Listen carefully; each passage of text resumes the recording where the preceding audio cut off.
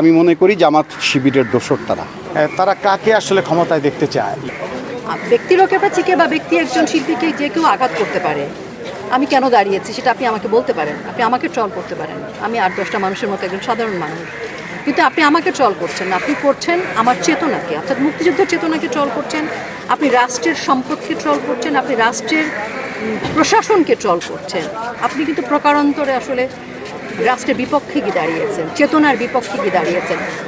যিনি করছেন তিনি কি ভাবছেন যে মুক্তিযুদ্ধের বাংলাদেশ যে চেতনাকে আপনি আজকে ট্রল করছেন সেটি আসলে দুদিন পরে রেজাল্ট কি হবে? মানে আপনি চেতনার বাইরে গিয়ে আপনার কি দেশপ্রেম নাই? যারা আপনার এই সরকার পতনের কথা বলছে তারা কাকে আসলে ক্ষমতায় দেখতে চায় সেটা একটা জানার বিষয় আছে। সেই পরিষ্কার বিষয়টা কিন্তু আমরা এখনো দেখতে পাইনি।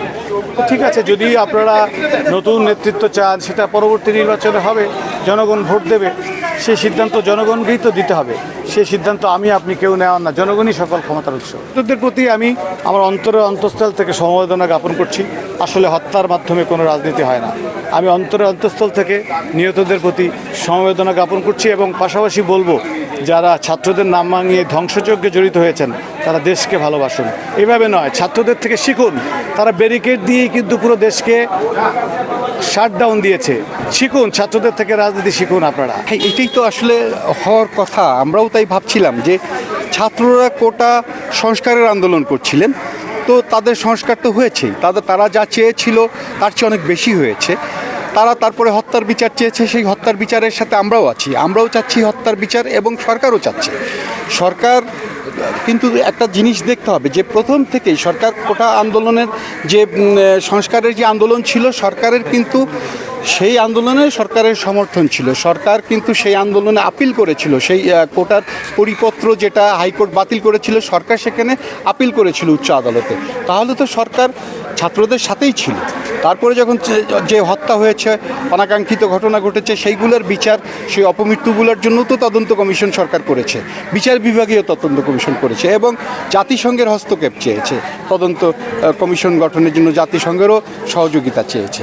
তো সরকার তো ছাত্রদের সাথেই আছে, কিন্তু এরপরেও যে এই আন্দোলনের ভিতরে তৃতীয় পক্ষ ঢুকে যে আন্দোলনটা ভিন্ন দিকে, ভিন্ন খাতে প্রবাহিত করার চেষ্টা করেছে, সেইটা আমার মনে হয় যে ছাত্ররা আজকে বুঝতে পেরেছে, ছাত্ররা জাতির বিবেক তারা বুঝতে পেরেছে এবং তারা বুঝতে পেরে আজকে 7 দিনের জন্য কর্মসূচি প্রত্যাহার করেছে।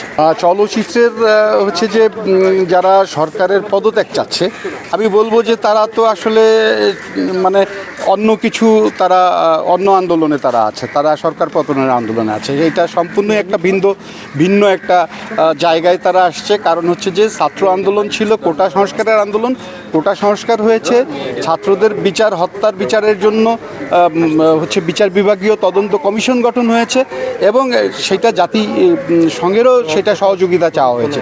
তো সব কিছু নিরপেক্ষভাবে হচ্ছে, কিন্তু সেই আন্দোলনকে, কোটা সংস্কার আন্দোলনকে এখন হচ্ছে সরকার পতনের আন্দোলনে যারা রূপ দিচ্ছে বা দেওয়ার চেষ্টা করছে তারা আর কেউই না। তারা, আমি বলবো যে চলচ্চিত্র হোক আর যেই অঙ্গনেরই লোক হোক, তারা আসলেই হচ্ছে যে তৃতীয় শক্তি এবং তারা, আমি মনে করি জামাত শিবিরের দোসর তারা।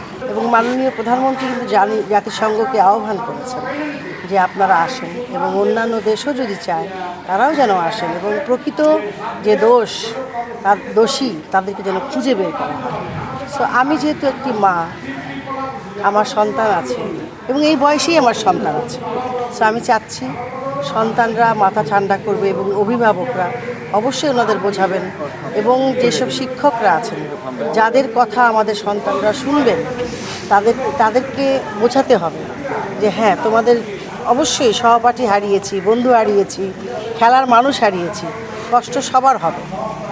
সো আমরা যারা সচেতন মানুষ, আমার একটা অনুরোধ, মা হিসেবে অনুরোধ, সাধারণ মানুষ হিসেবে অনুরোধ এবং একজন ছোট শিল্পী হিসেবে অনুরোধ, আপনারা প্লিজ গুজবে কান দেবেন না, আগুনে ঘি ঢালবেন না এবং আপনারা নিজেরা বিবেচনা করবেন এবং অভিভাবকদের অনুরোধ, ওনারা যেন ওনাদের সন্তানদেরকে নিয়ে একটু বসেন, একটু বোঝান। এটা কি গাজা স্ট্রিপ? আপনার কি ইসরায়েলি বাহিনী?